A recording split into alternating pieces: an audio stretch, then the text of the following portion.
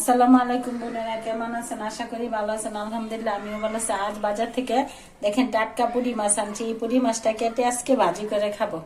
কিভাবে ভাজি করবো আপনাদের সাথে শেয়ার করব। এখন মাছগুলা কেটে কুটে নিই।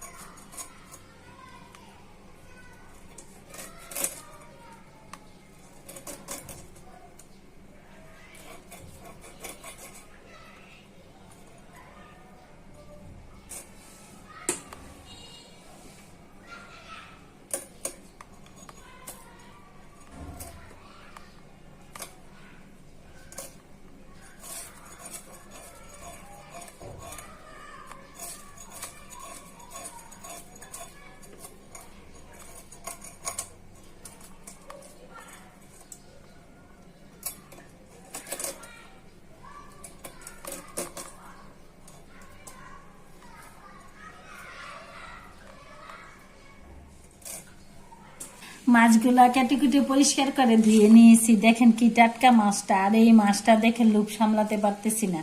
আজকে ঝিরিঝিরি বৃষ্টি পড়তেছে। মাছগুলা হলুদ মরিচ মাখাই আল্লা ভাজি করে নিব, আর সাথে মরিচের ভর্তা করব। কিভাবে রান্নাটা করতেছি আপনার সাথে শেয়ার করতেছি। মাছটা ভাজার জন্য সাথে লবণ দিয়ে দিচ্ছি, দিয়ে দিচ্ছি হলুদ গুঁড়া, দিয়ে দিচ্ছি মরিচ গুঁড়া। এটা যেহেতু আল্লা ভাজি করবো, হলুদ মরিচ মাখাইয়া নিলে এটা সাধারণ দেখতে মনে হয়, সাধারণ খাওয়ার সময় অসাধারণ, বুঝছেন? অনেক মজাদার রান্না এটা। এই বৃষ্টির সিজনে আজকে বৃষ্টি হচ্ছে, আমার মার কথা বারবার মনে হচ্ছে। কারণ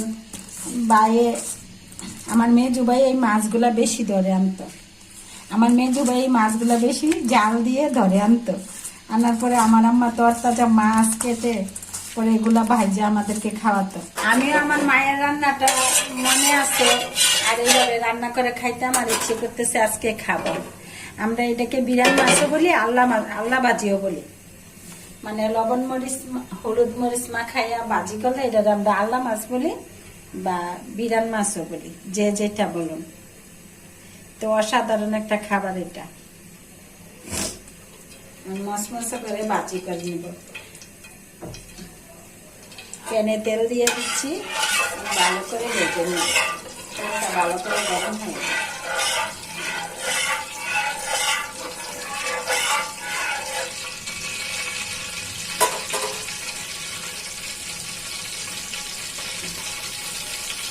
একটু মরিচ ভর্তা করবো পুঁটি মাছের সাথে খাওয়ার জন্য।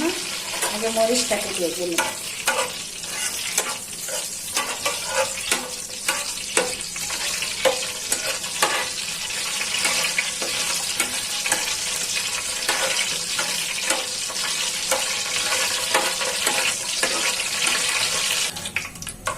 মরিচটা ভালো করে মশমশা করে ভাজা হয়ে গেছে।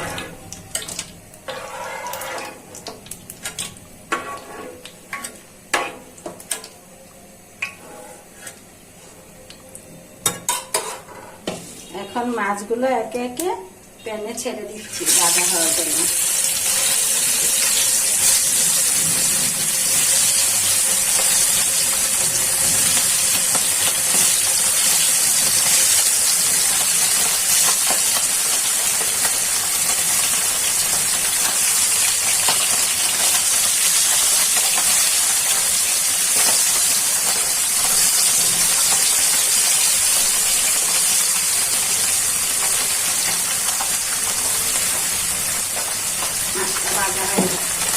বোনেরা, মাছের এক পাশ হয়ে গেছে, এগুলা ভালো করে ভাজতে হয়।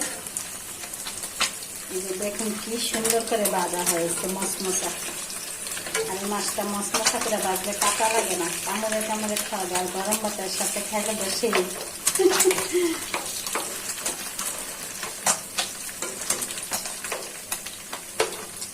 নতুন পানি যখন আসতো বিলের মধ্যে, আর এই মাছ ধরে রাখলে আমার আম্মা এরকম ভাবে আল্লাহ ভাজি করে আমরা গরম ভাতের সাথে দিতে, আর আমরা মজা করে খাইতাম।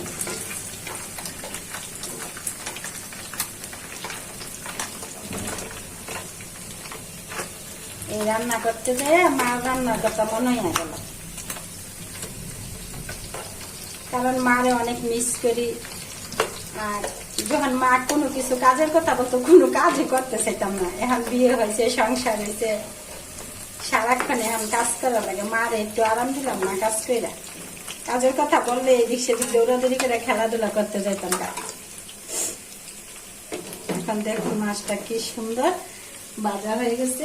এখন মারে তো যারা এখন আপনারা মারে রান্না বান্না করে খাওয়ার নাই, আপনারা খাওয়াবেন। আমি এখন আমার মারে অনেক মিস করি। তখন এত বুঝি নাই যে মা বাবারে যে কইরা খাওয়ান লাগবে।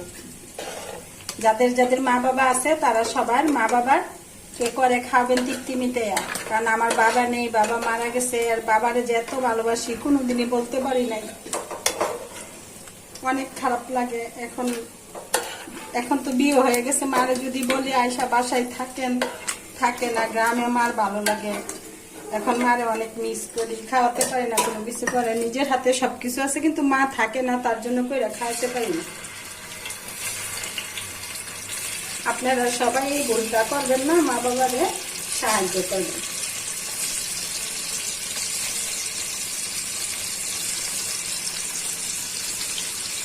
এখন মাছগুলো একটু একটু বেজে নিই।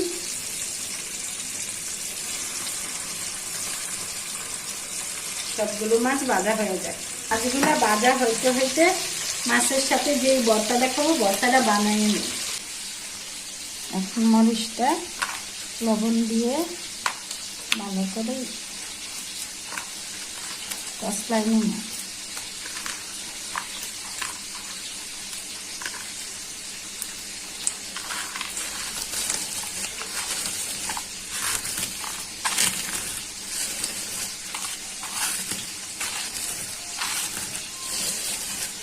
মরিচটা ভালো করে কষলাই নিতেছি। এই পুঁটি আল্লা ভাজি মাছের সাথে এই মরিচের ভর্তাটা খাবো, অন্যরকম একটা টেস্ট। বোনেরা এইভাবে বানিয়ে একবার খাইবেন, ট্রাই করে, আর কিরকম লাগে আমাকে কমেন্ট করে জানাবেন। সাথে দিচ্ছি সরিষার তেল। বোনেরা আমার সাথে যে থাকেন, আপনারা আপনাদের প্রতি কৃতজ্ঞ। আমার ভিডিওটা বারবার ভালো করে দেখেন, আমি অনেক খুশি হই। লাইক করবেন, কমেন্ট করবেন, আর আমাকে সাবস্ক্রাইব করবেন। দেখুন ভর্তাটা কি সুন্দর হয়েছে, আর খেতে অনেক স্বাদ হবে, চোখে জাহাজ লাগে। সরিষার তেল তো, আর খাওয়ার সময় অন্যরকম একটা গরম ভাতের সাথে খেলে সেই। এই আল্লা ভাজি পুঁটি মাছের সাথে এই ভর্তাটা করে একবার খাবেন। বোনেরা এক পাশ হয়ে গেছে, আরেক পাশ হওয়ার জন্য উল্টে দিচ্ছি।